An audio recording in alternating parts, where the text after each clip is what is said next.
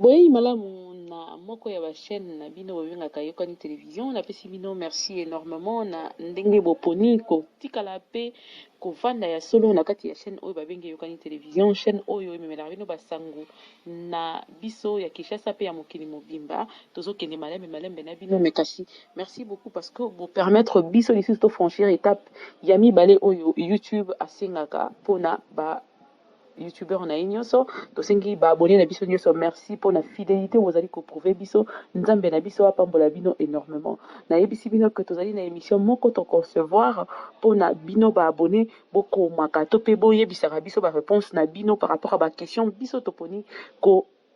pese kopozaka bino na yango lelo tozali kolobela mingi na oyo etali libala parce que lelo libala ememi makambo ya ebele ya ndenge na mokili bamabala ya lolenge na lolenge ezali komonisama to mpe ezali kosalama na kati ya ville ya Kinshasa namoni kutu na kati ya bareseau sociaux moko ya bacouple oyo bakufi to mpe bamibomi une semaine ou 2 semaines après mariage na bango nyonso wana mpona nini bakotaki baniongo ya lolenge na lolenge mpona mariage na bango esalama monene basali mariage ya monene kasi bakoki koyeba kofuta baniongo te mpe na bongo nsima ya mikolo baposo mibale basili komiboma parce que bakokaki lisusu te kofaire face na baniongo oyo bakotaki mpo elekaki bango ebele yango totuni na jeunesse ya lelo komona oyo komonisama na oyo ezali koleka lelo na jeunesse kinoise lelo nini oyo jeunesse kinoise ezali nango bo excuse nga nini oyo jeunesse kinoise ezali nango lokola réponse na question na biso mpona nini tobalaka to mpe mpona nini tozali kobala est ce que ozali kobala mpo obaya kotala yo na feti ndenge ngali obimi kitoko to mpe oyebi nini ozali kokende kosala na ndako ya libala soki oyebi yango te to mpe oyebi yango pesa biso réponse yebisa biso nayebi to mpe nayebi te okobenga to mpe okomela biso to mpe kotindela biso video na yo na numero oyo ezali na whatsapp nango ezali na eyambaka mpe bappel na bino mpe eyambaka nyonso numero ezali plus 243 85 26 96 658 plus 243 85 26 96 658 kuna nde tozwi réponse ya abonné na biso moko na meseni mwa moke na radio na bi auditeur na biso po comprendre na abonné na biso moko ya eyokani télévision akomeli biso alobi ete ya solo mobali abalaka moto abalaka liboso mpona kokokisa mokano na nzambe mpe na nsima mpo asangana na mwasi mpona kofonde foyer to mpe famille na ye ase multiplier mpe atondisa mokili lolenge nzambe apesa mibeko na ye na Genèse 3 ya mibale alobi boye lisusu mobali abalaka mpona stabilité na ye to mpe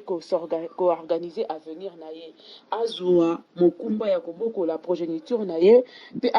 aumelisa race humaine donc aperpétue na français na lifalansa balobi aperpétue race humaine en toute dignité nde lolenge réponse oyo apesi biso totuni est ce que na Kinshasa ya lelo to mpe na mokili na biso ya lelo tozali komona intérêt ezali kodomine na makambo nyonso moto nyonso azali kokangama na motu mpo amoni aza na mwa kaniaka to mpe na mwa quelque chose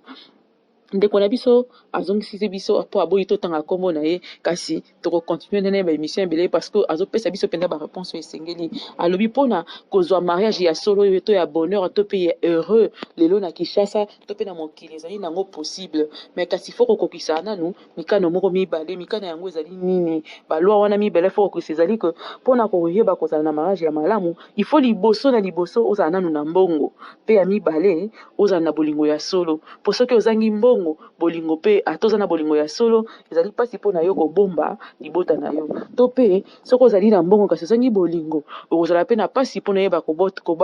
kobomba mwasi to mpe molongani na yo mwasi na yo yango alobi epuis kozala mpe na confiance mutuelle kozala na respect ya lie conjugal na mpe kozala na fidélité bolimbisanga monoko lingi ebetisanga libaku kozala na fidélité respect ya lie conjugal mpe kozala na confiance mutuelle bobosana te mpe alobi lisusu abakisi abeti mokolo to likolo ya koyeba kolimbisa libala oyo ezangi koyeba kolimbisa ezoservir biso na eloko te epuis abakisi na suka alobi na nyonso wana soki ozali na art du lit te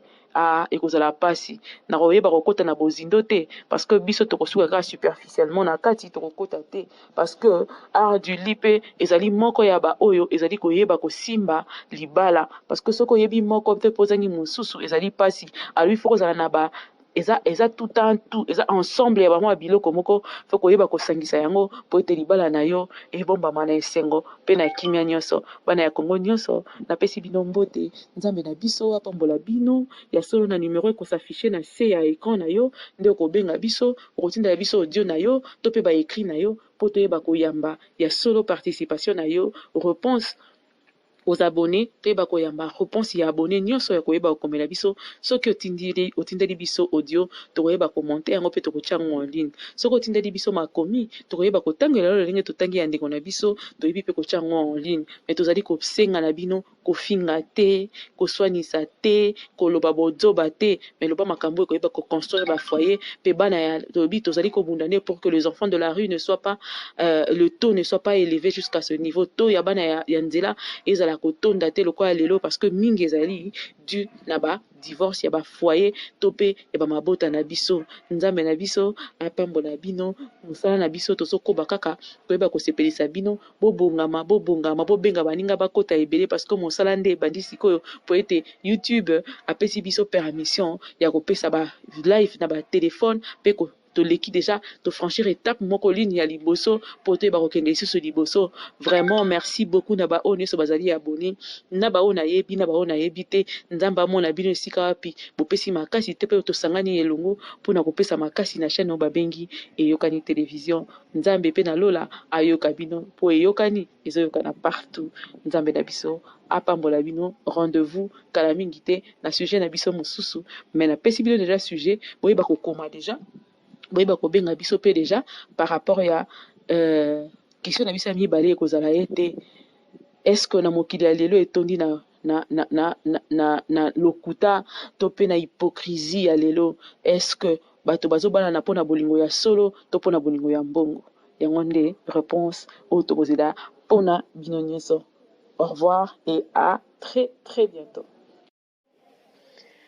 Boyei malamu na moko ya bachaîne na bino bobengaka Eyokani Télévision, napesi bino merci énormément na ndenge boponi kotikala pe kovanda ya solo na kati ya chaîne oyo babengi Eyokani Télévision, chaîne oyo ememelaka bino basango na biso ya Kinshasa pe ya mokili mobimba. Tozokende malembe na bino, mais kasi merci beaucoup parce que vous permettre biso lisusu to franchir étape ya mibale oyo YouTube asengaka mpona ba youtubeur na ye nyonso. Tosengi baabonné na biso nyonso, merci pour la fidélité bozali koprouve biso. Nzambe na biso apambola bino énormément. Nayebisi bino que tozali na émission moko tokoncevoir mpona bino baabonné bokomaka to mpe boyebisaka biso baréponse na bino par rapport à baquestion biso toponi pese kopozaka bino na yango. Lelo tozali kolobela mingi na oyo etali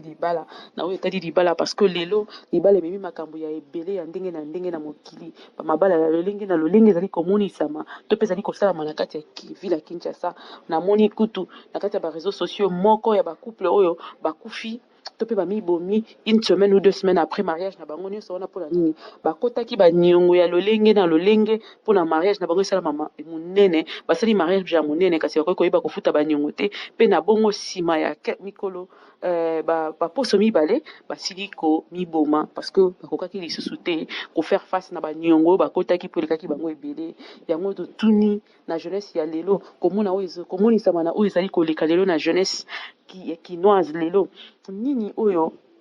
jeunesse kinoise ezali nango bo excusenga nini oyo jeunesse kinoise ezali nango lokola réponse na question na biso mpona nini tobalaka to mpe mpona nini tozali kobala. Est-ce que ozali kobala mpo obaya kotala yo na feti ndenge ngali obimi kitoko to mpe oyebi nini ozali kokende kosala na ndako ya libala? Soki oyebi yango te to mpe oyebi yango pesa biso réponse, yebisa biso nayebi to mpe nayebi te. Okobenga to mpe okomela biso to mpe kotinda biso video na yo na numero oyo ezali na WhatsApp nango ezali na eyambaka mpe bappel na bino mpe eyambaka nyonso. Numero ezali plus 243 85 26 96 658 plus 243 85 26 96 658. kuna nde tozwi réponse ya